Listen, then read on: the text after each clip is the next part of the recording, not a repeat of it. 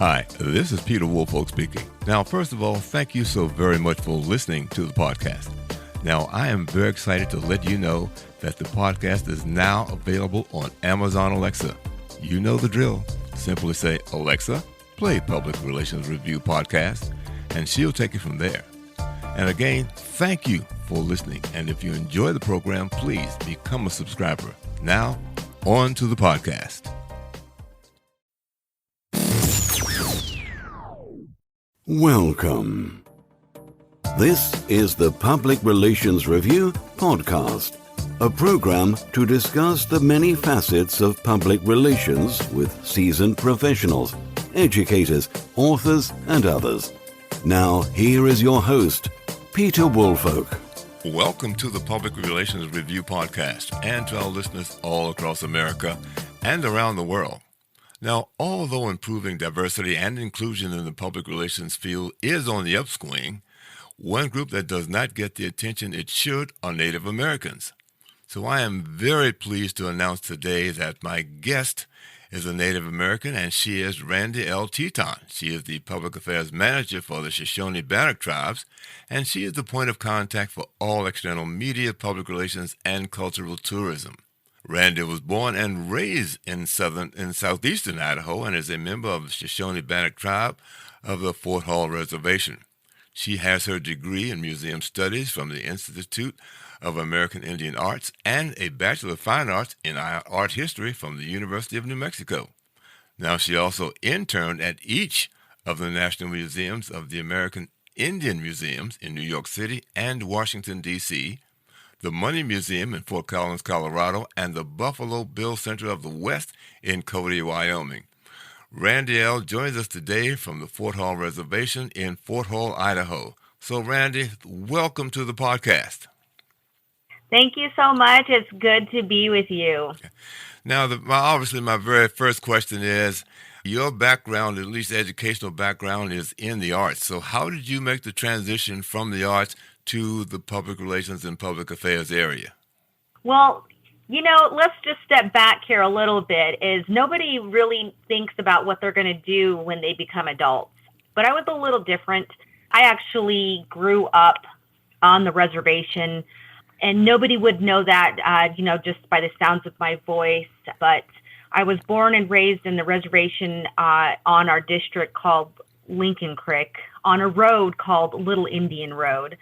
My grandparents owned over 100 acres. That's where I was raised with both of my parents around horses. My grandparents definitely instilled in a lot of our family to always work, be self-sufficient and independent. And so I actually joined a tribal youth education program, and my first job was at our tribal museum here in Fort Hall.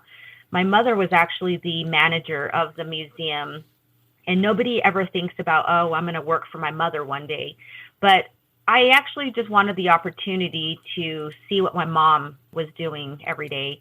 And one day she was conducting a tour group, and it was conflicted, and she actually had a group of Chinese come in at the same time during there was a German group tour. She felt confident that I was able to take one of the buses, and so I did. I ended up taking the Chinese bus, and I provided a tour. It was my first tour. I took them down through our historical lands. We got to see our buffalo, also look at some historical markers, look at our flora and fauna. And when we came back, I amazed myself that I was able to conduct a tour, and I was only 14, 15 years old. I knew then that this is what I wanted to do, is share my tribal history with those that did not understand who we are as Native peoples. I wanted it to come from a tribal perspective. I also noticed that in our bookstore that we lacked a lot of tribal authors writing about us, our tribal history. And so I wanted to be able to make a change. And so I ended up going to school. Right after high school, I applied for a art school that had a specialized museum program. And that's where I was able to attend and finish and really just start my career path, which was to ideally be a curator of my own museum, whether that was returning back to my reservation to oversee our tribal museum, or whether it was working at another museum throughout America. That was my goal. And when I actually went through a lot of my internships and completed my undergrad at University of New Mexico, I returned back home, and I felt that the museum that they did offer me a job, but the job was not at the pay rate that I needed to be at, because, mind you, going away off the reservation, leaving the state, I had to take some loans out, but majority of my schooling was paid by scholarships. But like any other, young person trying to get their schooling done, I had to take some loans out. And so I actually did not take the job of leading our museum at that time because I needed to be paid a little bit more. So I ended up doing some contract work with smaller museums here in Idaho. And I ended up, interestingly, working for a commercial real estate company as an office manager, and actually learned more about commercial real estate and how important it is to be aware of the land sales around my reservation and how it impacted. And so that really gave me a good opportunity to be more of an advocate for land sales, whether that was from large families that have owned large land parcels here in our area. It really sparked an interest in pursuing more, advocacy of tribal government. I ended up falling in love, got married, started a family, and I needed to move closer to my reservation because of the health services that our tribal health offers to our women. And so I ended up quitting my commercial real estate job and moving closer to home, and ended up getting involved with a nonprofit organization, which paid fairly well, and served about 3 years there as a community development specialist. And I got a taste for really community development work. And I was placed as the tribal liaison to my reservation. And so I was able to see the needs of services that we needed to provide to tribal members living off the reservation, but close to the reservation. And so we were able to provide that. But along the way, the public affairs manager was a fairly new job title within the tribes.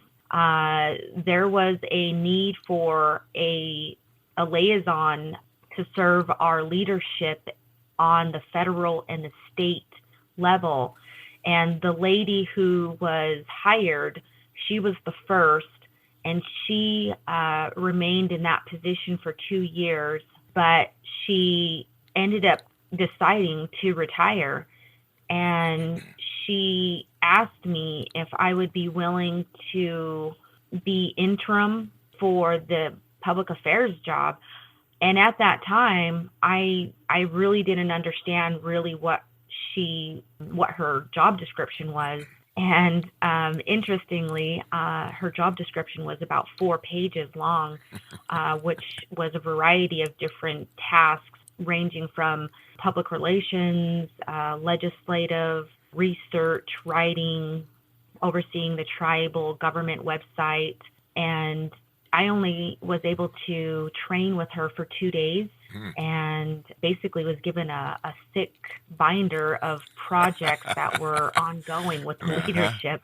And that's where my life changed, of really seeing the bigger picture of how our tribal government runs and how it's structured, and just the important matters that this office oversees in regards to communication between the tribal government and our federal agents in Washington, D.C. So in essence, you had to hit the ground running. You sort of basically learned on the Literally. job.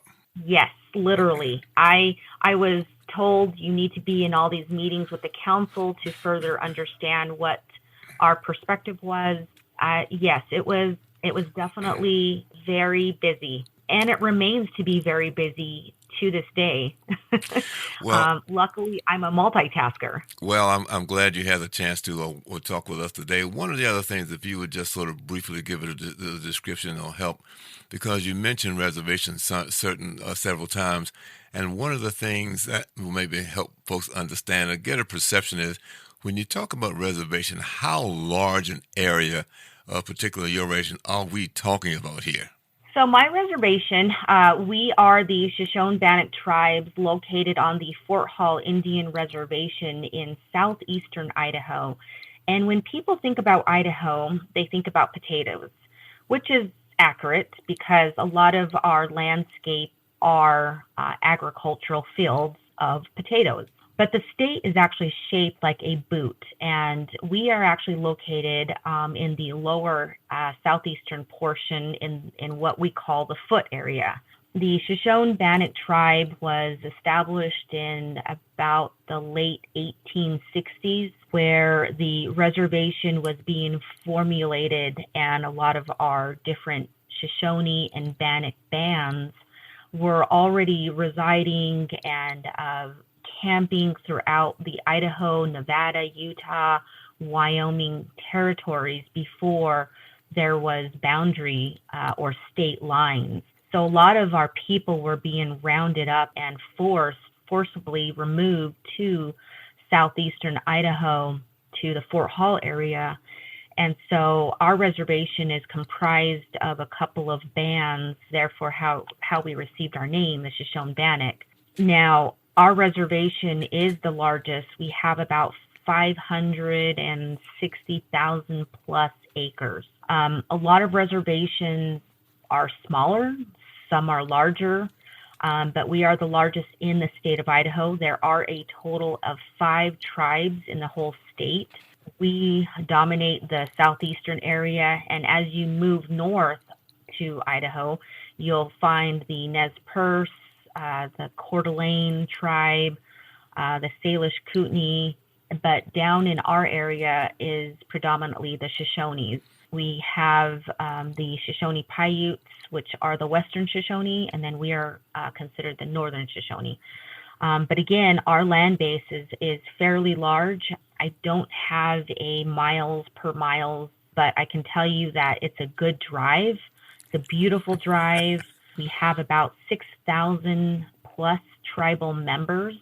Not all of us reside on the reservation. Mm-hmm. A lot of us do live in the nearby cities, and that's just because of the lack of housing that we have on the reservation. We do own 98% of our land base, which is actually a really good high number. There are some reservations where a lot of their land base is not owned by the tribe. It might be privately owned by the families or tribal members. So a lot of interesting facts when you think about reservations. Okay, well, I tell you now, let's really talk about the things that you do as the public relations or public affairs manager there. What are some of the activities that encompass you most in terms of getting information out or activities being conducted for your reservation? You know what? In a nutshell, I do everything and anything related to communications. My job is about 2 pages long, my job description. I actually handle a lot of the fun stuff. I do have some projects that I oversee in regards to community development just because of my experience of working in the nonprofit sector before this job. I have a lot of connections off the reservation. So say, for example, there's a need for providing services to the tribal youth. I'm able to connect the dots with a lot of the off-reservation public and private schools. So that way, if they wanted to engage or collaborate or partner with the reservation, I'm able to make that happen. I'm also able to help create the flyers. I put them out. I actually administer the tribe's social media sites, the tribe's government website. So a lot of the information and content that is about our reservation, I oversee. If there's any changes, then I'm able to edit. Also, any media requests coming through, if there was a fire, there was a high-speed chase on the reservation that involved off-reservation law enforcement, the reporters, the local reporters that serve our region know to contact me for more information. So my work cell phone is basically available 24/7. Mm-hmm. This job is not a Monday through Friday, 8 to 5. And that's the unique thing with me is that, I am from this community. So it is very important for me to be available for anybody that is wanting some information about the reservation. Maybe there's a big reporter coming in from international or anywhere. They're able to contact me and I'm able to assist as needed. Also, I have a direct relationship with our tribal leadership and our tribal department managers and directors.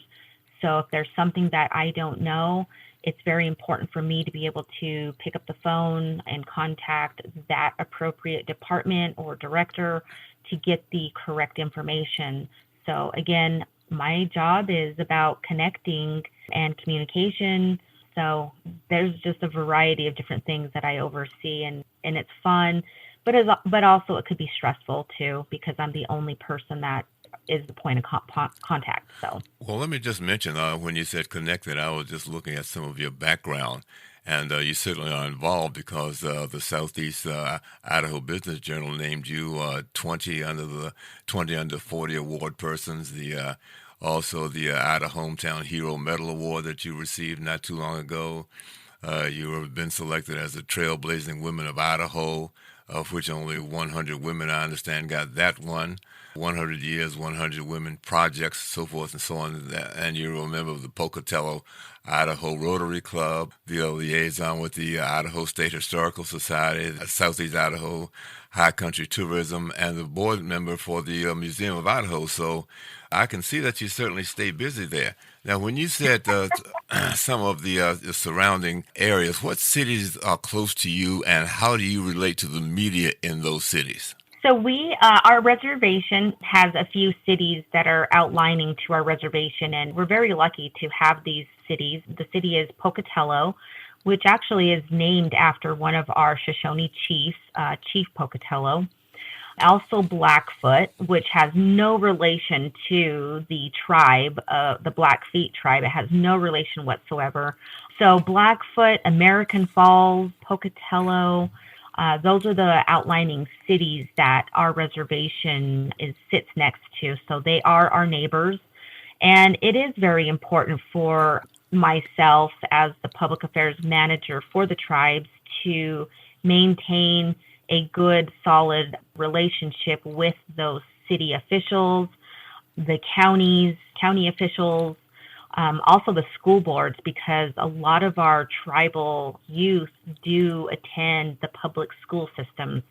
I think that when people think about a reservation and the people that are members of that reservation, there's an automatic thought that a lot of us work exclusively on the reservation and that our children attend the tribal schools, but that is incorrect. We are very fortunate that our parents, that we have options. So if we have a tribal family living in Pocatello, for instance, they have a choice of sending their children or child to our tribal high school. We do have a tribal high school, or sending them to the local public school. So it just really depends on what they would like to do. Some schools are based solely on sports and athletics or band, and so there's just a variety of different factors. But we are very fortunate because it also enables our people to have options with health care. We do not have a hospital on our reservation. but we do have 2 health clinics that do provide our health care, our basic health care, so dental, eye, but anything needed for surgery, we do rely upon our local hospitals for that. So again, it's very important for our tribe to maintain a good, solid relationship with the local cities. Now, there might be some conflicting issues or historical issues that we might have, but overall, it is important for us to maintain relationships regardless. And that is part of my job. Well, let me just drop this in right quick. I just wanted to let our listeners know that this episode is sponsored by Burelles, the Media Relations Planning, Monitoring, and Measurement Services Professionals, Burelles. So what are some of the other things that perhaps we have not talked about that are integral to you doing a great job out there? And things like, I mean, you mentioned you oversee your social media. How about radio stations? Do you have a local radio station there or a closed circuit TV on the reservation? No, unfortunately, that's something that we wished we had, but we do not. We actually do rely upon the local, there's a university, Idaho State University. They do have a radio station that we do and are invited frequently to their radio programs. And if we have a radio PSA, we're able to buy certain spots on there. But yes, we do maintain relationships with the radio stations, the local TV stations. I do have reporters that I have worked with for over 10 years, and it's always good to have those relations because they can just text me or call me at any time and ask what the tribes are doing or what's really happening. And that makes a huge difference because a lot of our people do listen to the radio stations. They do watch the local TV stations. And so when the COVID hit, for example, because of my expertise in the communication background, I was given the COVID PIO, Public Information Officer hat. And so since the pandemic has started here, I have also been wearing that hat, and a lot of our PSAs have been shown on TV, radio spots, also shared with the other local regional health clinics and hospitals. And so I'm able to add the cultural component that is needed when communicating with both reservation and off-reservation individuals. Another thing I wanted to add is that economic data is so important to understand and to also allow the off-reservation economic offices understand that how tribes provide to the local economy.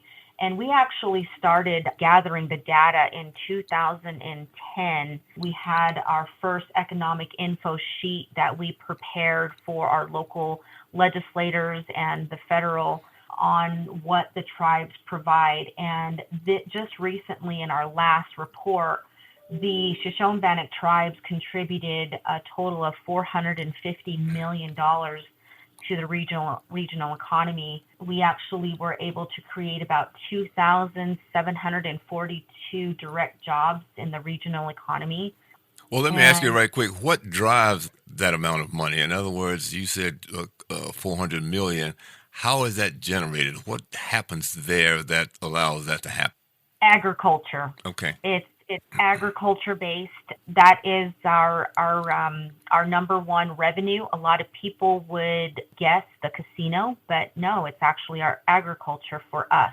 Secondary is our casino. We do have one large casino and then 2 mini casinos that are located strategically throughout our reservation. So we don't just have one. We have 2 other smaller mini casinos. And so a lot of this, the numbers is driven by our enterprises, our tribal government, our casino, and our hotel. So we're able to hire not just tribal people, but also non-tribal for some of our bigger positions. And so it's interesting, but The tribes contributes about 110,000 acres of irrigated agricultural lands, which we have tracked to bring in 150 million in revenues each year. Mm-hmm. And this is big. And I mentioned this earlier, is that our reservation, has some pristine soil that is ideal for potato harvesting. So we do lease our lands to local farmers that these farmers are actually third, fourth generation farmers. For the Shoshone-Bannock tribes, it's all about agriculture. It's about having good relationships with the local government entities and having them understand that we are just as influential in the economic data for the state of Idaho. Now that you mentioned that, let me just ask you, is there one area, misperception that you think too many people have of Native Americans? And if so, what would that be?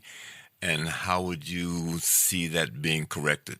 A constant misperception is we live in teepees. We all speak the same language, powwows, that we all dress the same, and that the drums, it's all one song and that we all understand it. Those are the misperceptions that I have seen, and I travel to DC quite often. I also participate in a lot of off-reservation meetings where a lot of people assume that the reservation is closed off to just reservation people. That is inaccurate. We are very welcoming to those to come out to stay at our hotel, eat at our restaurants, get the gas. We have tobacco. We have our cultural beadwork. We've got a lot of amenities that is very unique that you cannot find elsewhere. But yet a lot of people have this fear, it seems, of going onto a reservation and thinking that they're not welcome or they're going to be treated unfairly. Mm-hmm. So I would just like to say that is a misconception, and a lot of reservations now are very welcoming to people, to the tourists, to come out and learn more about the culture and understand who they are as a thriving people. Because we're still here, the pictures or the books that a lot of people read about Native peoples, you see chiefs, and not every tribe has a chief. And we have different words for what we call our leaders. They're not called chiefs. And you don't want to go to a reservation and say, hey, I want to meet your chief. You cannot say that. That is very disrespectful. So just being mindful of who they are, and a lot of us do have websites. And so I would recommend that if you would like to visit or know more about your local reservation, Google them, go to their official website, learn more about what their traditional name is and who they are as a living culture right there in their state. Mm-hmm.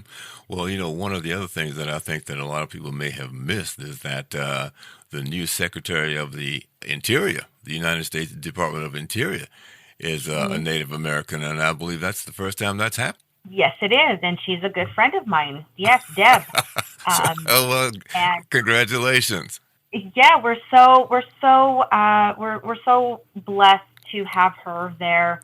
I've met her, again, within my work and doing the things that we do here with the tribal government, and she's just an amazing lady, and we're just so proud of her. And I'm seeing a lot of changes. I mean, just recently, the National Park Service hired the first Native American deputy superintendent of a national park.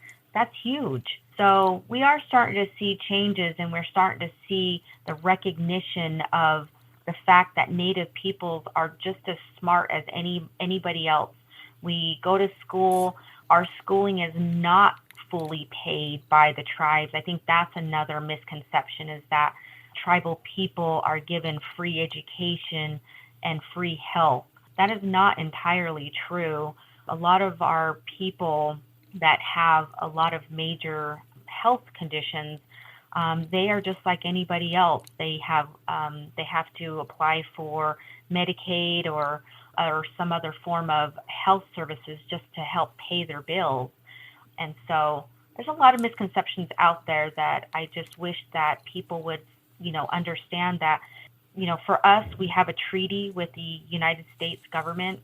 Ours is called the Fort Bridger Treaty, and not all tribes are a treaty tribe. That's also another misconception, is that all the tribes are treaty tribes. And because we have that unique treaty, there are certain provisions that were promised by the federal government, and those are the things that we are constantly fighting for with all these changes in presidents.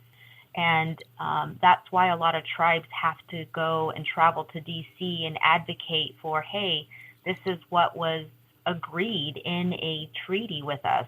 So that's why you have a lot of Native Americans traveling to Washington, D.C., advocating and constantly lobbying. I understand. Well, let me say, Randy, you have provided us with a wealth of information here. I am so happy you had a chance to come on our podcast. And by the way, the next time you speak to the Secretary of the Interior, let her know that you are on the Public Relations Review podcast. I sure will. Matter of fact, we will send you a copy of the completed show so you can have that to your files. And if you'd like, you can also put that on your website or however you want to handle that. Yes, certainly. Love to do that. Okay. And I really appreciate you reaching out, and I appreciate the time of sharing a perspective of a Native American in PR. I think that there's not a lot of us, and I would advocate for our younger generations to consider going into public relations, because it is definitely a very needed field.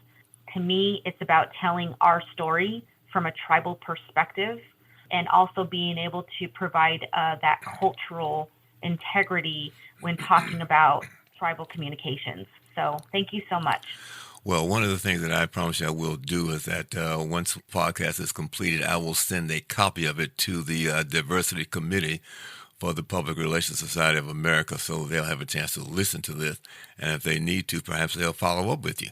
Wonderful. Well, once again, my guest today has been Randy'L Teton. She is the Public Affairs Manager for the Shoshone-Bannock tribe, and she joins us today from the Fort Hall Reservation in Fort Hall, Idaho. So once again, thank you so much, Randy, for joining us. Let me thank our listeners again for being loyal and listening to us. If you've enjoyed it, give us a great review. And we look forward to you joining us for the very next edition of the Public Relations Review podcast. Many thanks to our sponsor, Burelles, for making this episode possible. Check out a special offer just for Public Relations Review podcast fans at Burelles.com/Public Relations Review podcast. And thank you for listening.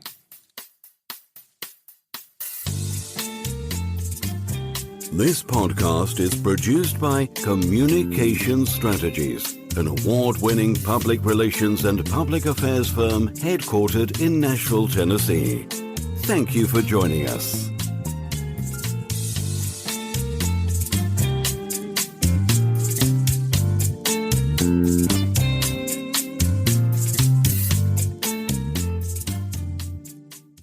Hello, this is Peter Woolfolk. First, let me say thank you so much for being a listener. Now, I want to alert you to our shiny new podcast website located at podpage.com. However, you can go directly to the podcast site located at publicrelationsreviewpodcast.com. There, you can contact me through email. You can leave a voice message. You can leave a review. You can read an episode blog and frequently learn about the podcast guests. You might also want to suggest podcast topic ideas or even suggest a guest. You can also let me know if you would like to receive our podcast listener logo that you can post on your social media. So I look forward to hearing from you about our new podcast website. Thank you so much for listening to the Public Relations Review podcast, and have a great day.